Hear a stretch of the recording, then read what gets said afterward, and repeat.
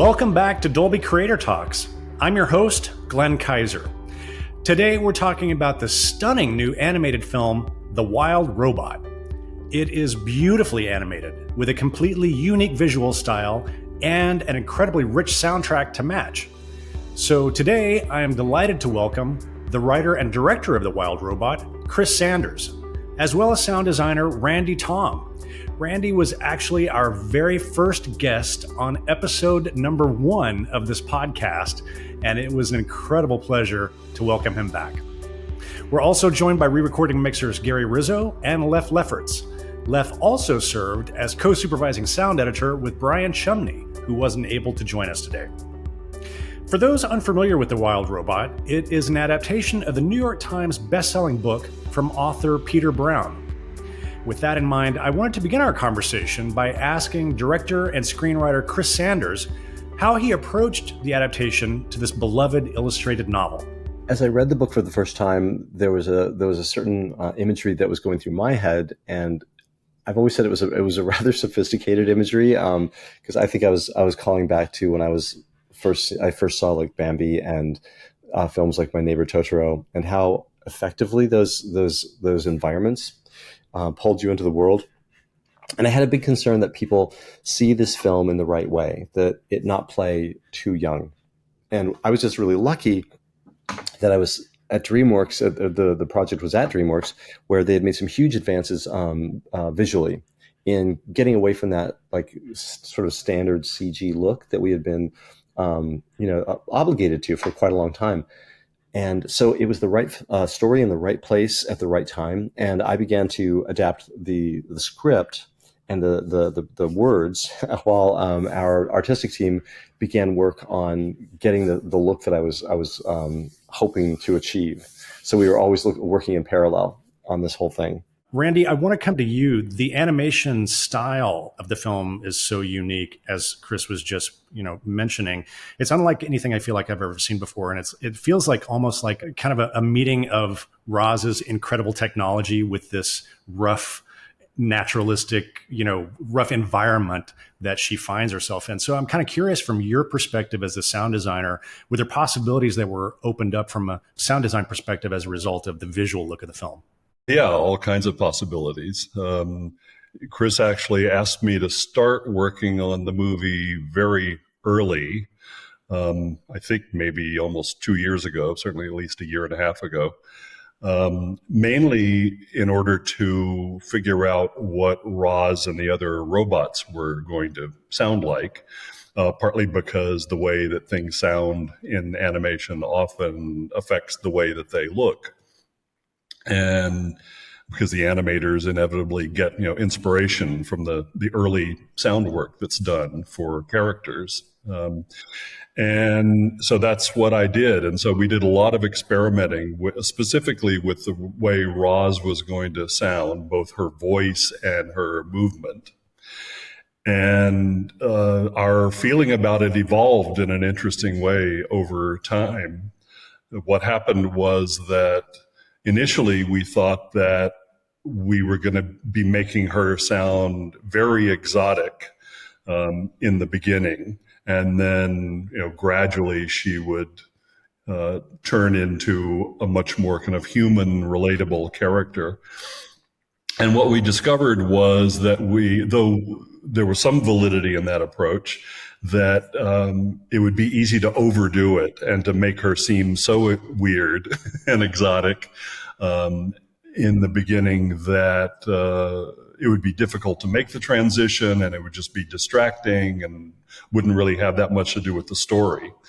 So then my job became trying to figure out how to make her, both her voice and her movement sounds as kind of subtle and in a way as human as possible. Luckily, I didn't have to do much with her voice because Lupita did all of that. And her performance is just amazing. Her vocal performance is incredible. And so I was able to concentrate mainly on what she would sound like. And one thing I knew from the start is that I didn't want her to sound like a typical traditional kind of conventional servo, robot when she. Not like a C3PO kind of robot, right? Yeah, yeah, that's been done and done very well, but we wanted to do something else.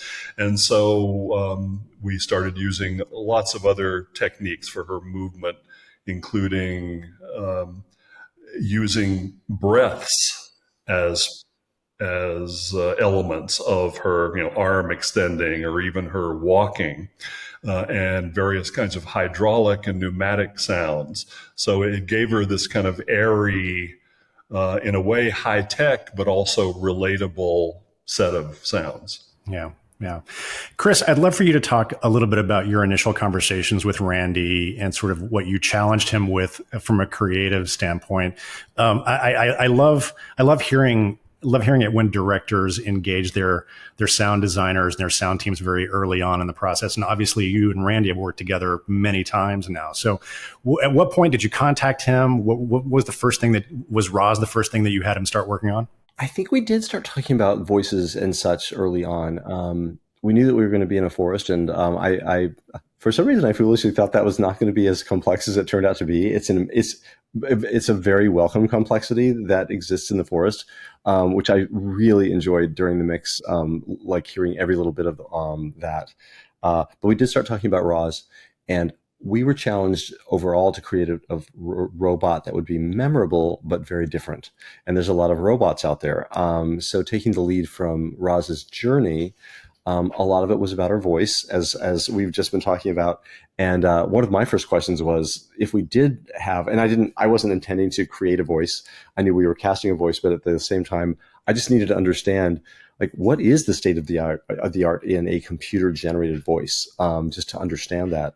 And Randy came back and said, it's actually to make a voice sound exactly like ours. And in a way that was really awesome because that like cleared the way for us to just have Roz have this voice from the very, very beginning, a very human voice. Nonetheless, things were going to have to evolve. So we knew there was going to be some evolution in it.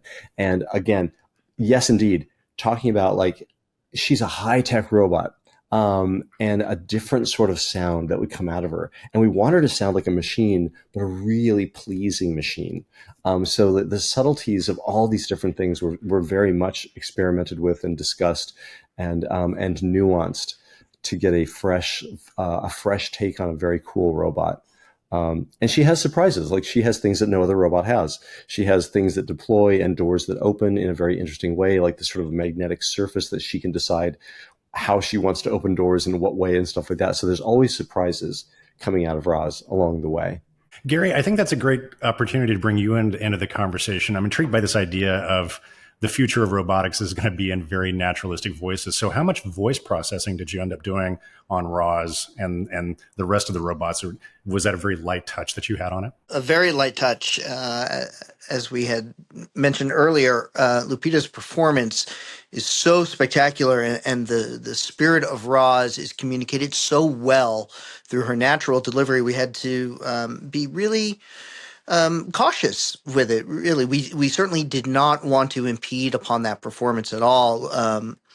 But we did want to have a touch of an evolution to Roz, and later on in the film, when we meet Rummage, we kind of wanted to echo back some of that treatment that we had done. A very light touch, though, and there were a couple of different layers to it. Subtle modulation. There's one particular layer to it that is subtle, that actually is a musical element, almost a vocoder-like element, that is actually using the music that's playing underneath her voice as part of that modulation. Very light, but also I felt kind of reinforced the fact that this is a product that is in perfect programming and perfect harmonization with itself, that is like very well tuned. At the same time, just a light touch that we really bring back, we really tone it back quite early in the film. Really, I think it's really right as Roz begins to take those first step into humanity and understanding about getting attached to Bright Bill. We allow that performance to thrive in its natural state quite early in the film. But that way, when Rummage does get introduced later on in the film, it just has that whisper of continuity, which I think is um, just just familiar enough for it to really work with the audience. There's enough of a treatment right when Roz emerges, because we also want to, it's such a subtle thing that we're trying to deal with, but we want we want a little bit of the animal's perspective on her as she's walking through the forest, because the animals are frightened of her. So there's a really interesting layered veneer that her voice is coming through to help understand the animal's perspective and why they're so freaked out by her. On top of her physical nature, that then gets modulated and pulled back after we get out of that opening sequence. And then we're very careful about where it comes in, like when her doors open, that reverberation and that layered sort of veneer comes back onto her voice. So we always are right next to her, like she is a machine. We're right next door to it. So again, when the hatch opens, we bring it back. And when it closes, we go back to the normal Lupita voice once we're like deeper in the film. I'm always curious, Randy, before we move on, I just want to just ask one more question about the character design of Roz, which I think is just so fantastic. I'm always curious to know, what was the final element that came together for Roz? Was there any particular part of the Roz sound design that was a very difficult nut to crack that kind of you iterated on and finally came together? Or was this an easy birth from a sound design perspective? No. I think we knew that her movement sounds, her footsteps and her arm and leg extensions and that sort of thing, and her various little hatches opening and appendages coming out, were going to be a bit of a tough nut to crack. Because as I said, we didn't want to do it in the traditional way. So I think this revelation about using breath as a sound effect for some of her movements was probably the biggest single one. And I guess that just occurred to me because I was playing with these pneumatic sounds anyway, air under pressure being forced through tubes. And I think it finally occurred to me, wow, that's a little like breathing. It's a little like a breath. And so maybe we could just use breath. And so there's some of my breaths in there. And we asked our Foley performers to do breathing for Roz's movements also. That's fascinating. Because you don't normally think of breath as a design element for a robot sound design, but it turns out, look, I think, Randy, this is one of the things that you do so well, which is to give emotional resonance to non-human characters. And so that's a good trick to use, right? Yeah, absolutely. It requires a little thinking outside the box for sure. And, just being kind of open to what happens. And as I was sitting there listening to these pneumatic sounds and thought, oh, that sounds like breathing. So why not just use some breathing as well? Kind of came from a lot of different perspectives. Like, what is her voice going to sound like? And then as Lupita sort of found her voice in all of this and we dialed back on it. And then as Randy started to focus more on the movement, one of the things that we talked earliest about was, I think Randy said it beautifully. He said, we don't want to hear Roz all of the time. And another thing that Chris had said to us very early on is that, she is super high tech, but every Rosm is living with a family. So if she has to kind of be organic and natural sounding in the element, or else she's going to drive the people that have bought her a little crazy. So I think Randy's sort of perspective of coming at it, of finding the moments to focus on Roz's movement with the pneumatics and with his breath. And one little thing about the breath that was pretty amazing, I think when Randy came up with the idea, even with talking to the Foley artists, it was such a radical idea for a robot to have breath as its part of its movement sounds. He had to do it. So we sat and recorded a bunch of Randy breathing, and we had to kind of do a proof of concept so that the Foley artist could really understand what Randy was talking about. Because when you just say that, you're like, it doesn't quite compute. And then once he did it, though, and you heard his breath moving with these pneumatic things and being able to then, because you can't really design the sound of a pneumatic device. You can't make it kind of like when we use our own voices to help tell emotion with creature vocals. Randy being able to use his breath to almost perform it with the movement, you couldn't do that with a pneumatic device. So it was really cool. But to add into all of this, I think another thing that Chris gives us the leeway to do with the design of the film is to sort of create the rules, but also break them. So there's moments where, Roz is so high tech, she's not made out of metal.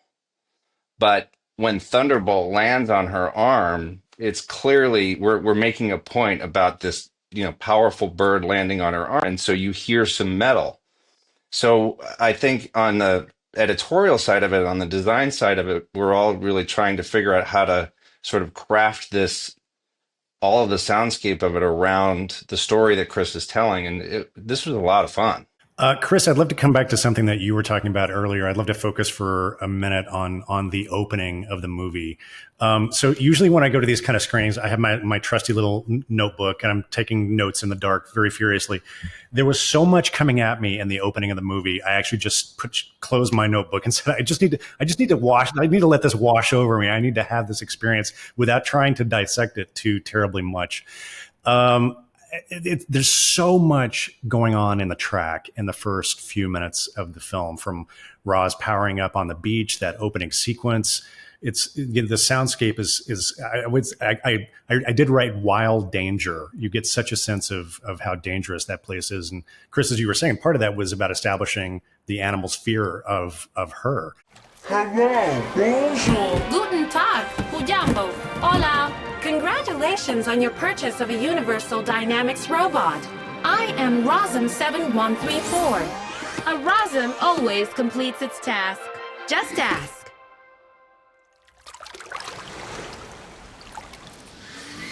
Just ask.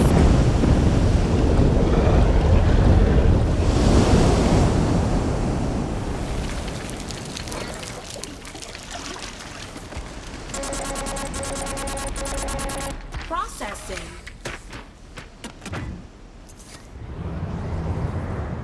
Tell me about designing that opening kind of few minutes of the film, and then Randy, tell me about the process of executing the sound design for it. Oh my gosh, this is where everybody else should jump in and tell me what everybody did. I had the misconception. I don't know why. I'm like, it's the forest. It'll be fast. It'll be easy. And actually, Reel 1, I think Reel 1 was one of the most monumentally detailed reels I remember being in the mix on. There's a lot going on. There's a lot of things we have to keep in balance. We want people to laugh. We want people to be having fun watching this whole thing, and we don't want it to go too dark. At the same time, it's a place with consequence. So the believability of the place is paramount.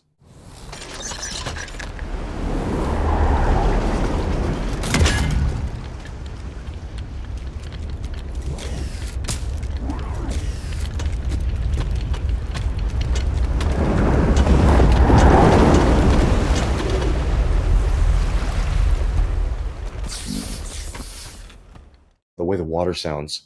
Oh my gosh, the waves in the very beginning, from the very beginning, the way the water is sounding and the way the forest is sounding has to strike that balance. And again, we're in a place with consequence. We had to establish right away, this is a place where you can die. And it happens all the time. And mostly treating it with humor. But occasionally we have these moments where it's much more, I think, scary. And it has to be, in order for this whole thing to have the boundaries, in order for this emotional boundary to be created for our film. So I'm going to get out of the way and let everybody talk about the detail that they created, because I was blown away by how much is going on in the first reel. In terms of the sound, we really wanted to use dynamics to our advantage, loudness dynamics. So we wanted certain things to be very loud and powerful and scary, and other things to be very subtle. So, the movie begins with a shipwreck that you don't see, that's very intense. And then Chris wanted to make sure that the first moments when we are looking at the otters, and then Roz breaks out of her box.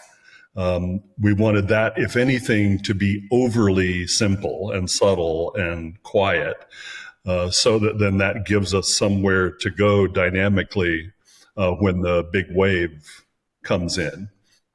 and nearly drowns everybody. So that took some tailoring in the mix. The natural dynamics is what I remember. We're really playing with the dynamics of the environment, the environmental sounds, and um, often when we try to punctuate things with sound effects, we're doing them with whether they're explosions or crashes. In our cases, it was waves more than anything. That's what I remember, is that you can really sell peril of our environment through these wave crashes, and not necessarily through volume, but even through low frequency depth and the dynamic of LFE track versus main channel track and certain nerdery like that. But for us, it was always a matter of how naturally perilous does it feel in any given moment of our film. And where are those big moments, and when do we lean into those big moments?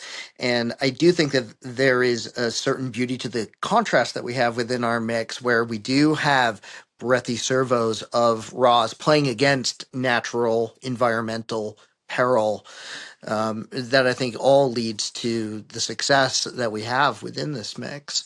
Um, Certainly animal movement and animal voices and the size. We certainly help to sell the scope and size of characters within this with sound, within the dynamic of the mix. How small is small and how big is big? That's always the question that we're asking ourselves. I love the whole opening of this movie because of those dynamics. And, to speak a little earlier about breaking the rules, one of those moments is after Roz is first hit by that big wave and sees the next wave coming, in a practical, excuse me, in a practical standpoint, there's other waves that are crashing in the amount of time it takes for this whole thing to build up. And we had cut it a couple of different ways. And we ended up settling on this idea that it's just going to build while she's figuring out how to climb up that wall. There are no really other waves crashing. It's just one giant distant wave that in the real world would have come a lot sooner, or there would have been others. And allowing us to build up that tension to let her, have her victorious crab walk up the cliff, it really brought in that tension and a little bit of humor. You do get to hear her movement as she starts to figure out how to walk that way, and at the same time you have this giant peril coming at you, which is all just sitting in the subwoofer. So it was a lot of fun. I mean, I think the way Randy designed the arc of it really did make it um a little easier to mix, because the story's really building with us, but then just trying to figure out how to find those big highs and lows, and ultimately get to the best, the denouement of the crab death scream. And it was also pretty cool that I just remembered we didn't have any score at all for a while. So one of the really neat things about the opening is that it's all sound design. It's all sound effects, which is really, really cool, which is, I think, another reason that I was impressed with how much detail, and it was necessary to have that kind of detail. And because we had the opportunity of like getting as deep into this as we wanted to. So it's an especially good reason to go see this movie on a big screen. Is the sound of this whole film it's so spectacular. Well, Chris, I have to be a little self-serving. We're on the Dolby podcast. I got to see the film at Universal in Dolby Atmos. That opening sequence is stunning in Dolby Atmos. The detail, the clarity. Gary Leff, talk a little bit about the Atmos mix on the film and what you guys were able to accomplish using that entire, that sonic field that was available to you. The biggest thing about Atmos for this film, on the effects side of things, is establishing the character that is the island. And we really wanted the island to be a character, to be as important as the creatures, and for you to feel, as Chris mentioned, peril in the beginning. The island has to be a scary place. Roz has to be scary for the critters that live on the island, where it's their home. There's all these different levels of how we're going to use sound to make that character, and really being able to fill the theater and to immerse the audience in the island was huge and essential. It's not the same. I mean, it's still a beautiful mix. It's a beautiful mix in mono, but being able to hear those waves crash the way they do, you're in it. You're going underwater with Roz. When you do get to experience the film playing with the Dolby Atmos mix, one of the many factors that I love about Atmos is the effective use of the dynamic range. And we talked a little bit about it, but one of the things that we do in this movie is we're not afraid to use perspective. You know, we play things pretty distant when they need to feel distant. Roz's voice in the wilderness, you know, we'll play it. We'll play that distance, just a little light echo bouncing off of trees when we want to hear that. But also even with music, we have one particular joke really with the resonating music from Roz, you know, from the distance and then comes up close. And the dynamic range of Roz in general, from a mixed perspective, she goes from, you know, small and distant to very close and very big, and you feel that surprise, just like the animals do. They're kind of shocked by that, and we can utilize that with our soundtrack. From a music perspective, I have to give some big props to Chris Bowers as well as Alan Meyerson, because it is such a beautiful, beautiful score. And if there's one thing that I love doing in a mix, it's finding those moments when you can just blow that orchestra, blow it up to really make the audience feel like they are at the scoring stage. That is one of the things that you can do with this format that the others can't. You can have as many, you know, perceived discrete channels as you would like to allow that hemisphere of sound to overtake the audience. And, you know, the mix is all about ebb and flow and finding moments for every appropriate sound. The orchestra clearly is one of the bigger elements, and when we go for it, we really can bring the audience right to the scoring stage for that downbeat. Because there's no other moment like that when somebody can experience the downbeat of an orchestra and you're in the room and you can feel that air move. That is just one of those experiences that you kind of have to be there. And that is as close as you can get when you present it in that hemisphere that is Atmos. We only have about 50% of the amount of dialogue that a film like this would normally have. So sound is way more present as a character and as a voice. Okay, go ahead. Yeah, that's such an important thing to acknowledge. I'm often find myself in the position of lobbying to animation directors and writers to try to cut back a little bit on dialogue, because if American animation has one sin, as far as I'm concerned, it's relying too much on dialogue. And as we all know, some movies rightly have lots and lots of dialogue, but there are so many opportunities, certainly in a film like this, to be cinematic and use the visuals and the sound of the world that the story occupies in ways that you just can't use them if there's more or less nonstop dialogue. So, you know, huge kudos to Chris for designing the film with that in mind.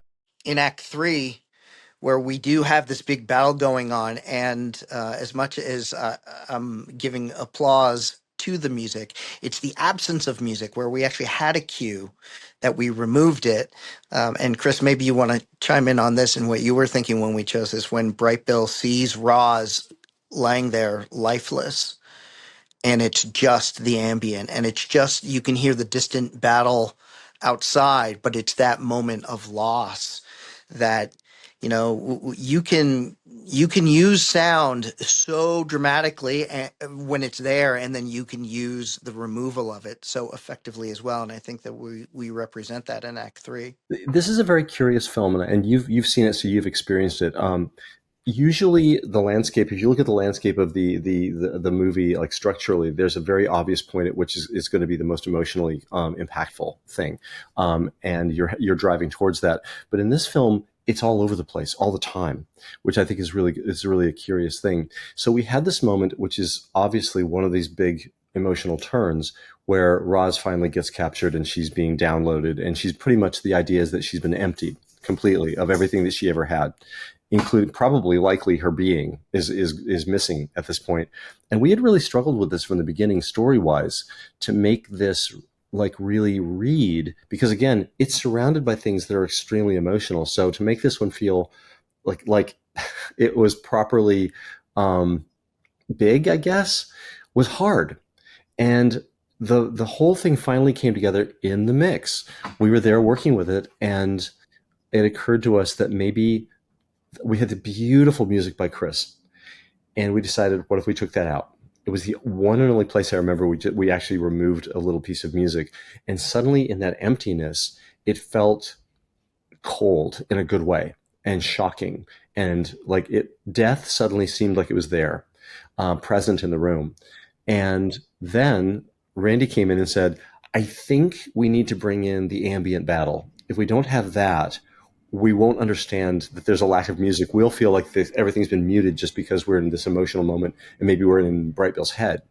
So we took the music out, but then Randy brought back in the idea of this, you can hear the battle echoing. And it was the final piece of a puzzle that we had been dealing with in story since the beginning. And it's the mix where we finally found the right, I think, emotional height, and we're able to achieve the emotional place we had to be in. I want to give a shout out to David Farmer and Jamie Scott, two of the greatest sound designers in the world today. And we had such an embarrassment of riches of people working on this movie. And lucky for me, I'm the only one of that bunch here, so I can claim that I did most of it. But nevertheless, I have to mention them because they did such an incredible job. David Farmer did amazing things with creature voices, animal voices. And as I always say, creature voices are the most difficult kind of sound design to do. But he created so many diverse and interesting voices for the animal characters in the movie. Just huge applause to him. I think the challenge that David had, which was really amazing, that we really were tweaking even during the mix, was matching the character of the animal vocals to the character of their respective actors, and especially Fink. We found some things that David did, even adding it at the end, bringing new Fox vocals in as the mix was developing, that sort of changed Fink's character, even, just sort of supported that whole performance that Pedro had that we didn't even have in the pre-mix. It was amazing.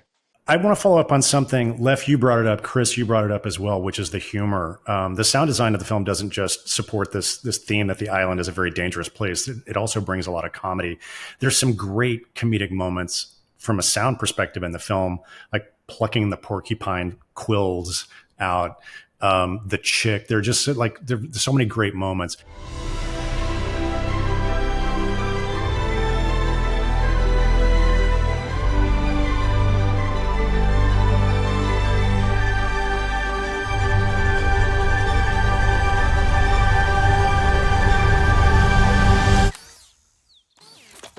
Was this task accomplished to your satisfaction? On a scale of 1 to 10, where 10 is most satisfied and 1 is least, how would you rate my performance? I will register that as a 10. I'm kind of curious to hear you guys talk a little bit about using sound to kind of modulate the tone of the film in that way. Well, the porcupine quills was a fun one. We don't often get to use kind of Warner Brothers style, very stylized sounds in contemporary animation, because even though, we all, admire all of those shows, usually the story calls for something different, something a little more realistic, more naturalistic. And so it's a lot of fun when we get to do super stylized sounds like that. The plucking is, the elements are the kind of typical, like, little metal prong that you ping and gives you a little kind of plucky, boingy sound. And, it's like a vacation in a way, being able to work on sounds like that, when you've been so concentrated on trying to create an absolutely believable, naturalistic soundscape. Yeah, and to echo that, I think that also goes back to Chris's notion that we can break rules, that there isn't anything hard and fast, and that goes to Croods and to How to Train Your Dragon as well. There's a moment early on when Roz is trying to teach Brightbill to swim, and Brightbill drowns, and Paddler pulls him out, and it's the classic as he smacks Brightbill back to Roz. It's an anvil. It's we hurt the Gosling a little bit, but it was in a funny way, and we don't get to do that very often. It's wonderful. Well, we've talked about the voice recordings, and I just want to acknowledge that, the performances in this film are just so exceptional. There is nothing he can do that you can't. Brightbill is where he belongs. And now you can return to your solitary life of struggling to survive on an island where everything wants to kill and eat you. Swimming's easy. I can teach him the way my mom taught me. Swim! That's not gonna work. He needs to eat, swim, and fly by fall. Chris, I'm kind of curious. Tell me about your approach to those voice recording sessions. Do you have a secret sauce about how you work with your actors in those recording sessions to get such exceptional performances? Collaboration is what makes these films work. And with every single actor, we collaborate, and I listen to them and give them as much room as possible for them to invent, and I try to make sure that everybody feels free to disagree. And people disagree with me all the time, and it's a good thing they do, because that's the way these things they work. And we could talk at length about any one of these performances, but I will say in each and every case, I did my best to give the actors room to invent and to change direction, etc. And they did. And I think some of our very best lines were moments where they felt free to fill to fill in a place that wasn't, it wasn't good enough, and they filled it up. Like Catherine with her performance on Pinktail is a good example. She has a very unsentimental view of parenting because she has 3 litters a year, so parenting is nothing new to her. So she likes her kids a lot, but she's very pragmatic about their chances, etc. And she's passing that on to them. So just giving everybody room to disagree with me, and then to have their, I guess, creative freedom. I can't tell you enough, like, how much of this film was created in the mix. We invented things constantly. And that's what I think the most incredible thing for me about being in a room. It's like being on the bridge of the Starship Enterprise, and we have engineering, and we have navigation, and we have weapons and communication, and every discipline is there. And there were moments where things were created musically by Devon, and he's at his station, and and he's working a problem while somebody else is working on the character of a servo noise, because Randy has depressed. I was like, can you make that servo sound depressed because she's sad? And he's like, I can do that. And he disappears and comes back with a depressed servo. It's incredible how much of this stuff happens live. Well, I am going to take you up on your offer to talk about one of the vocal performances in particular. I want to acknowledge Mr. Randy Thom is a vocal performer in the film, providing the voice of the evil robots. I am already home, thank you. You do not belong here. This is a wilderness. And I am a wild robot.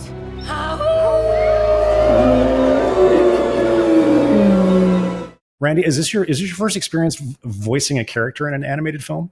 I certainly do voice elements for almost every film that I work on, but it hasn't been very often that I've literally done an English-speaking voice for a character.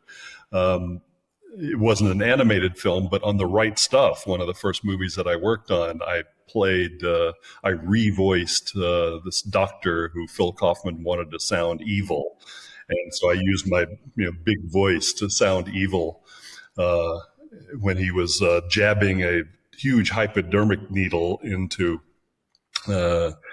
Scott Glenn's hand and seemingly electrocuting it. My line was something like, Don't worry, this will not hurt you.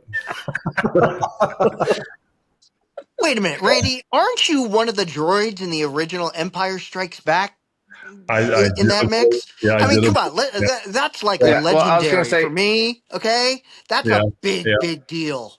yeah. I plead guilty to that also. Randy's also the voice of the plane in flight. Yeah, He is all of the emergency announcements. Amazing. right. And for what it's worth, I think this is the second time this past year that I've mixed Randy's voice into a movie. Ruby It's Gillman, there was an party time. appearance.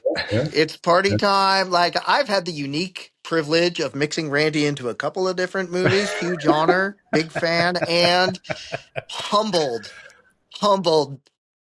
to call Randy a peer. Chris, was he a difficult actor to work with? No, no, no, no. Like, that was like a breeze. It was just there. I don't even remember.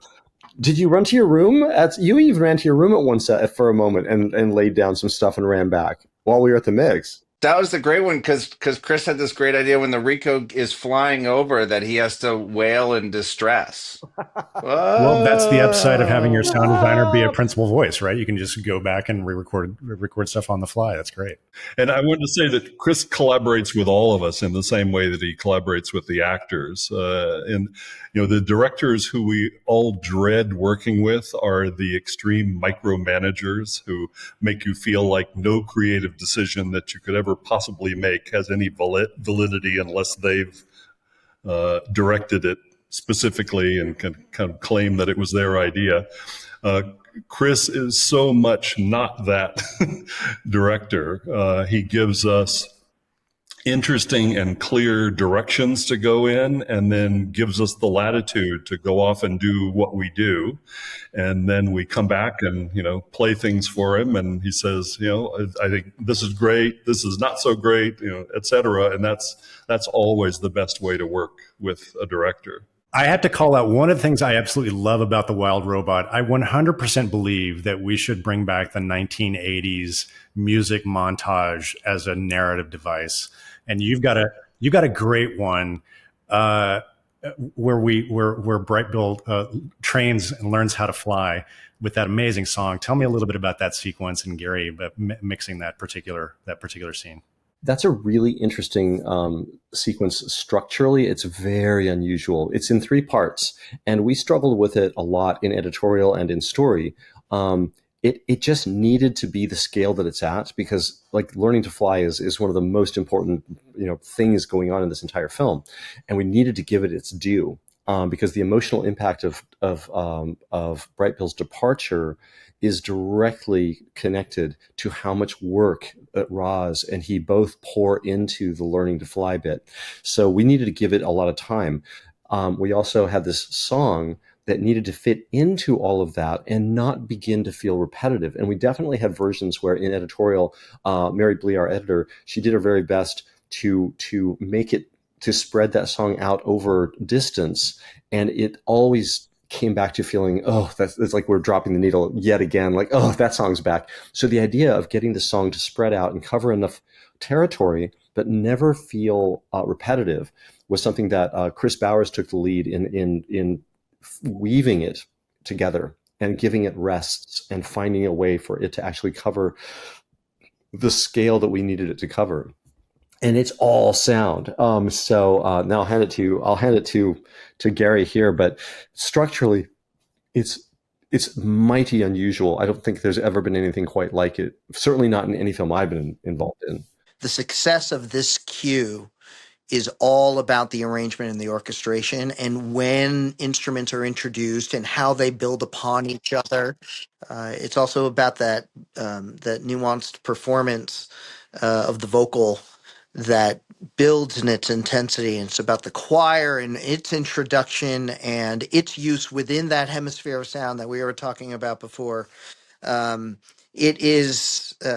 It's got a natural arrangement of dynamics built within it that we had, the honor of presenting and building within the context of the mix and within the context of the story. It really was about that arrangement. At least I feel it was. It starts off so light with this acoustic guitar and single vocal that ultimately winds up to be this glorious, epic piece of really, musical storytelling. It's fantastic. Just to say one other thing about that, Chris Bowers and Devon Watts, the music editor, we've all been talking about collaboration. They were incredible. I mean, Chris's score, it stands for itself. It is so beautiful, but Chris was up for, came to the ranch for all of our reviews. I mean, his presence was amazing. His contributions, he was as much a storyteller in that mix as we all were. And it was such an incredible experience to have them there.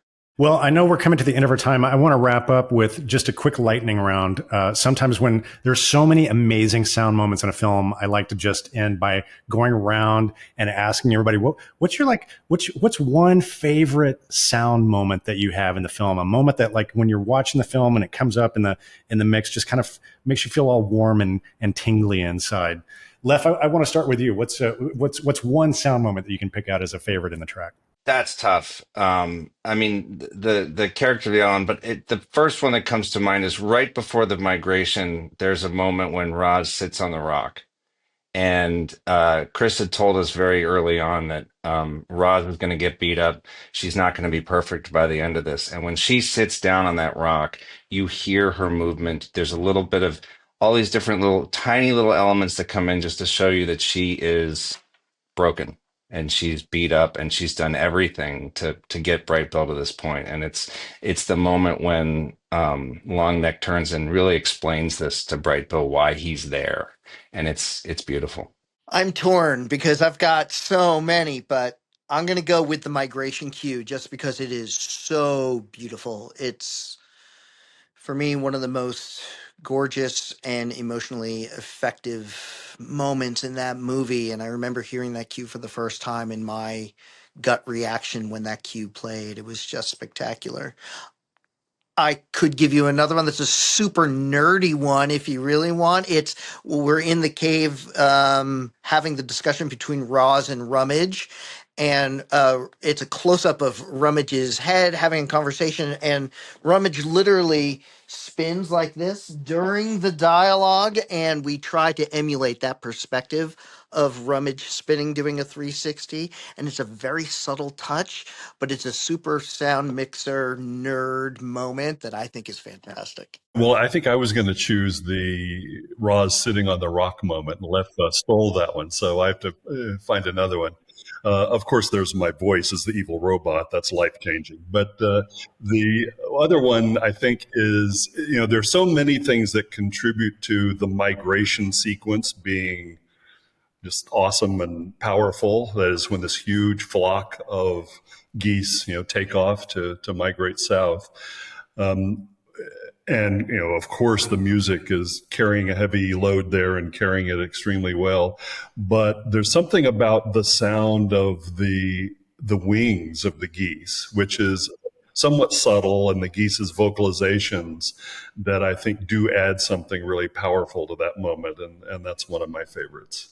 Really early on, when Roz is trying to talk to a crab and it gets snatched away, it screams and screams as it's being flown away. It always gets a laugh. People understand that that's a crab screaming.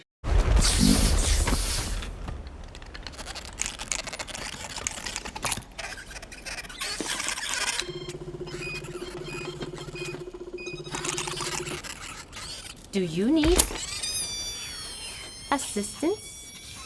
So the creation of a crab scream and the audacity of putting it in there and just like letting it play out is definitely something I always wait for early on. But I have to say that everything from the moment Roz has to leave the ship with Bright Bill, that in the third act, that last bit, I will not be kept away from the theater if we're screening it and I'm otherwise engaged. I will watch and I will run in to listen from there through her landing in the water, because everything in that moment is running at every engine is at full throttle. The music, the sound effects, everything's at full throttle, and everything is perfectly legible and in balance. And the emotional the emotional, like it's like an Indy car going into a turn at full speed, and it holds, and I'm addicted to it.